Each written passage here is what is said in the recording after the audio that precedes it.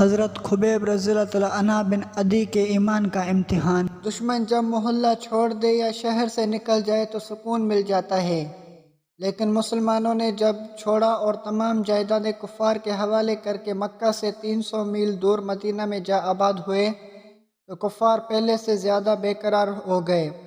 اصل واقعہ یہ ہے کہ ہجرت مدینہ سے انہیں یقین ہو گیا تھا کہ مسلمان الگ رہ کر تیاری کریں گے۔ اہل عرب رسول اللہ صلی اللہ علیہ وسلم کی دعوت کو قبول کر لیں گے، اور جب یہ خطرہ دریا بن گیا تو ہماری سرداری کا جاہ و جلال اسلام کے سیلاب حق کے سامنے خس و خاشاک کی طرح بہہ جائے گا۔ مدینہ پہنچ کر مسلمانوں کو پہل کرنے کی ضرورت پیش نہیں آئی۔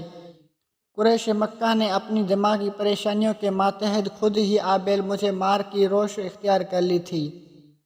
جب بدر اور احد کے میدانوں میں ان کے تبلیغ آزماؤں کا زعم باطل بھی ختم ہو گیا تو وہ سازش کے جال بھی بچھانے لگے۔ انہوں نے ازل اور فارا کے 7 آدمیوں کو رسول اللہ صلی اللہ علیہ وسلم کے پاس بھیجا اور کہلوایا، اگر آپ ہمیں چند مبلغ عنایت فرما دیں تو ہمارے تمام قبیلے مسلمان ہو جائیں گے۔ حضور صلی اللہ علیہ وسلم نے عاصم بن ثابت رضی اللہ تعالیٰ عنہ کے ماتحت میں کل 10 بزرگ صحابہ کا وفدان کے ساتھ بھیج دیا۔ ایک گھاٹی میں کفار کے 200 مسلح جوان مسلمانوں کے تبلیغی وفد کا انتظار کر رہے تھے۔ جب مبلغین اسلام یہاں پہنچے تو بے نیام تلواروں نے بجلی بن کر ان کا استقبال کیا۔ مسلمان اگرچہ اشاعت قرآن کے لیے گھروں سے نکلے تھے مگر تلوار سے خالی ہاتھ نہ تھے۔ احساس خطرہ کے ساتھ ہی 200 کے مقابلے میں 10 تلواریں نیاموں سے باہر نکل آئیں اور بمقابلہ شروع ہو گیا۔ 8 صحابی مردانہ وار مقابلہ کرتے ہوئے شہید ہوئے، اور خبیب بن عدی اور زید بن جسنہ 2 شیروں کو کفار نے محاصرہ کر کے گرفتار کر لیا۔ سفیان حنظلی انہیں مکہ لے گئے اور یہ دونوں صالح مسلمان نقد قیمت پر مکہ کے درندوں کے ہاتھ فروخت کر دیے گئے۔ حضرت خبیب رضی اللہ تعالیٰ عنہ بن عدی اور حضرت زید رضی اللہ تعالیٰ عنہ کو حارث بن عامر کے گھر ٹھہرایا گیا، اور پہلا حکم یہ دیا گیا کہ انہیں روٹی دی جائے اور نہ پانی۔ حارث بن عامر نے حکم کی تعمیل کی اور کھانا بند کر دیا گیا۔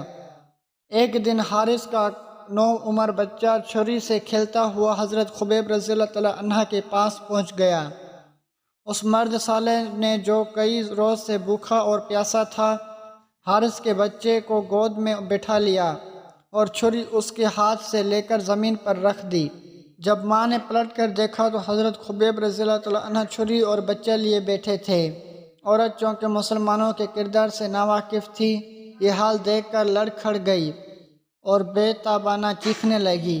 حضرت خبیب رضی اللہ تعالیٰ عنہ نے عورت کی تکلیف محسوس کی تو فرمایا، بی بی تم مطمئن رہو، میں بچے کو ذبح نہیں کروں گا، مسلمان ظلم نہیں کیا کرتے۔ ان کے الفاظ کے ساتھ ہی حضرت خبیب رضی اللہ تعالیٰ عنہ نے گود کھول دی اور معصوم بچہ اٹھا اور دوڑ کر ماں سے لپٹ گیا۔ قریش نے چند روز انتظار کیا۔ جب فقہ کشی کے احکام اپنے مقصد کامیاب نہ ہو سکے تو قتل کی تاریخ کا اعلان کر دیا۔ کھلے میدان میں ایک ستون نصب تھا اور یہ اپنی بے بسی پر رو رہا تھا۔ اس کے چاروں طرف بے شمار آدمی ہتھیار سنبھالے کھڑے تھے، بعض تلواریں چمکا رہے تھے، بعض نیزے تان رہے تھے، بعض کمان میں تیر جوڑ کر نشانہ ٹھیک کر رہے تھے کہ آواز آئی، خبیب رضی اللہ عنہ آ رہے ہیں۔ مجمع میں ایک شور محشر برپا ہو گیا، لوگ ادھر ادھر دوڑنے لگے۔ بعض لوگوں نے مستعدی سے ہتھیار سنبھالے اور حملہ کرنے اور خون بہانے کے لیے تیار ہو گئے۔ مرد صالح خبیب رضی اللہ عنہ قدم بقدم تشریف لائے اور انہیں صلیب کے نیچے کھڑا کر دیا گیا۔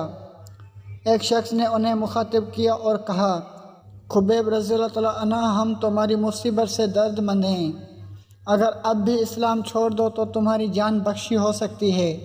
حضرت خبیب رضی اللہ عنہ خطاب کرنے والے کی طرف متوجہ ہوئے اور فرمایا، جب اسلام ہی باقی نہ رہا تو جان بچانا بیکار ہے۔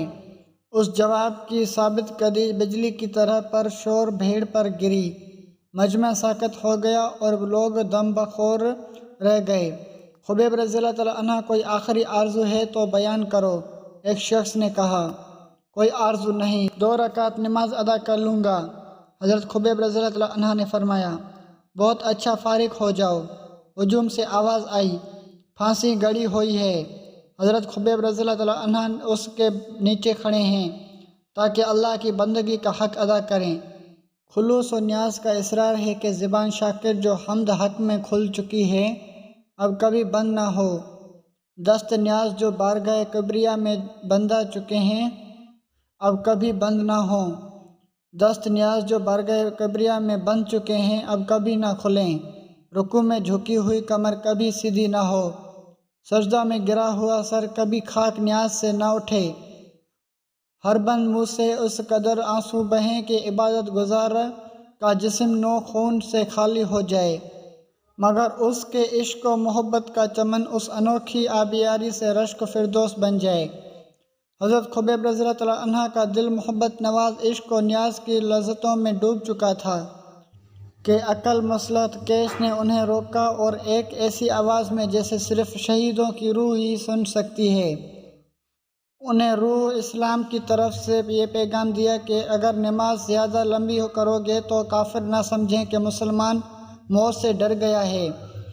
اس پیغام حق کے ساتھ ہی حضرت خبیب رضی اللہ تعالیٰ عنہ نے دائیں طرف گردن موڑ دی اور کہا السلام علیکم ورحمۃ اللہ۔ کفار نہیں بولے مگر ان کی کھینچی ہوئی تلواروں نے انہیں جواب دیا وعلیکم السلام ورحمۃ اللہ۔ اب آپ نے بائیں طرف گردن موڑ دی اور کہا السلام علیکم ورحمۃ اللہ۔ کفار اب بھی خاموش رہے مگر نیزوں کی انبیاء اور تیروں کی زبانیں رو رو کر پکاری اے مجاہد اسلام، وعلیکم السلام ورحمۃ اللہ۔ مرد مجاہد خبیب رضی اللہ تعالیٰ عنہ سلام پھیر کر صلیب کے نیچے کھڑے ہو گئے۔ کفار نے انہیں پھانسی کے ستون کے ساتھ جگڑ دیا اور پھر نیزوں اور تیروں کو دعوت دی کہ وہ آگے بڑھیں اور ان کے صدر کو مظلومیت کا امتحان لیں۔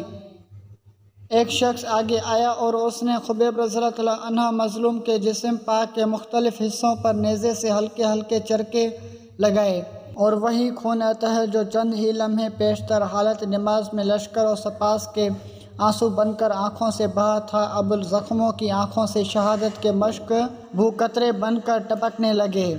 پیکر صبر خبیب رضی اللہ تعالیٰ عنہ کے دردناک مصائب کا تصور کیجیے۔ اب ستون کے ساتھ جگڑے ہوئے ہیں، کبھی ایک تیر آتا ہے اور دل کے پار ہو جاتا ہے، کبھی نیزہ لگتا ہے اور سینے کو چیر دیتا ہے۔ ان کی آنکھیں آتے ہوئے تیروں کو دیکھ رہی ہیں، ان کے عضو سے خون بہہ رہا ہے، مگر درد و تکلیف کی اس قیامت میں بھی ان کا دل اسلام سے نہیں ٹلتا۔ ایک اور شخص آگے آیا اور اس نے حضرت خبیب رضی اللہ تعالیٰ عنہ کے جگر پر نیزے کی آنیں رکھ دی، پھر اس قدر دبایا کہ وہ کمر کے پار ہو گئی۔ یہ جو کچھ ہوا حضرت خبیب رضی اللہ تعالیٰ عنہ کی آنکھیں دیکھ رہی تھیں۔ حملہ آور نے کہا اب تو تم بھی پسند کرو گے کہ محمد صلی اللہ علیہ وسلم یہاں لگ جائیں اور تم اس مصیبت سے چھوٹ جاؤ۔ پیکر سبب خبیب رضی اللہ تعالیٰ عنہ نے جگر کے چرکے کو دل کی حوصلہ بندی سے برداشت کر لیا، مگر یہ زبان کا گھاؤ برداشت نہ ہوا۔ اگرچہ زبان کا خون نچڑ چکا تھا مگر جوش ایمان نے اس خشک مڈی میں بھی تاب گویائی پیدا کر دی، اور اب آپ نے جواب دیا اے ظالم، اللہ جانتا ہے کہ مجھے جان دے کر دینا پسند ہے، مگر یہ پسند نہیں کہ رسول اللہ صلی اللہ علیہ وسلم کے قدموں میں ایک کانٹا بھی چبھے۔ نماز کے بعد حضرت خبیب رضی اللہ تعالیٰ عنہ پر جو حالتیں گزریں آپ بے ساختہ شعروں میں انہیں ادا فرماتے ہیں۔ ان اشعار کا ترجمہ ذیل ہے۔ لوگ انبوا در انبوا میرے گرد کھڑے ہیں، قبیلے جماعتیں اور جتھے یہاں سب کی حاضری لازمی ہو گئی ہے۔ یہ تمام جماعتیں اظہار عداوت کے لیے ہے، یہ سب لوگ میرے خلاف اپنی جوش انتقام کی نمائش کر رہے ہیں اور مجھے یہاں موت کی گھونٹی سے باندھ کر دیا ہے۔ ان لوگوں نے یہاں اپنی عورتیں بھی بلا رکھی ہیں اور بچے بھی، اور ایک مضبوط اور اونچے ستون کے ساتھ کھڑا کر دیا ہے۔ یہ لوگ کہتے ہیں کہ اگر میں اسلام سے انکار کر دوں تو یہ مجھے آزاد کر دیں گے، مگر ترک اسلام انکار کر دوں تو یہ مجھے آزاد کر دیں گے، مگر میرے لیے ترک اسلام سے قبول موت بہت آسان ہے۔ اگرچہ میری آنکھوں سے آنسو جاری ہیں مگر میرا دل بالکل پرسکون ہے۔ میں دشمن کے سامنے گردن نہیں جھکاؤں گا، میں فریاد نہیں کروں گا، میں خوف زدہ نہیں ہوگا، اس لیے کہ میں جانتا ہوں کہ اب اللہ کی طرف جا رہا ہوں۔ میں موت سے نہیں ڈر سکتا، اس لیے کہ موت بہرحال آنے والی ہے۔ مجھے صرف ایک ہی ڈر ہے اور وہ دوزخ کی آگ کا ڈر ہے۔ مالک عرش نے مجھے سے خدمت لی ہے اور مجھے صبر و ثبات کا حکم دیا ہے۔ اب کفار نے زد و کوب کر کے میرے جسم کو ٹکڑے ٹکڑے کر دیا ہے اور میرے تمام امیدیں ختم ہو چکی ہیں۔ میں اپنی عاجزی، بے وطنی اور بے بسی کی اللہ تعالیٰ سے فریاد کرتا ہوں۔ نہیں معلوم میری موت کے بعد ان کے کیا ارادے ہیں۔ کچھ بھی ہو، جب میں راہ خدا میں جان دے رہا ہوں تو یہ جو کچھ بھی کریں گے مجھے اس کی پرواہ نہیں۔ مجھے اللہ کی ذات سے امید ہے کہ وہ میرے گوشت کی ایک ایک ٹکڑے کو برکت عطا فرمائے گا۔ اے اللہ، جو کچھ آج میرے ساتھ ہو رہا ہے اپنے رسول صلی اللہ علیہ وسلم کو اطلاع پہنچا دے۔ حضرت سعد بن عامر رضی اللہ تعالیٰ عنہ حضرت فاروق اعظم کے عامل تھے۔ بعض اوقات آپ کو بیٹھے بیٹھے دورہ پڑتا اور آپ وہیں بے ہوش ہو کر گر پڑتے۔ ایک دن حضرت فاروق اعظم رضی اللہ تعالیٰ عنہ نے پوچھا، آپ کو یہ کیا مرض ہے؟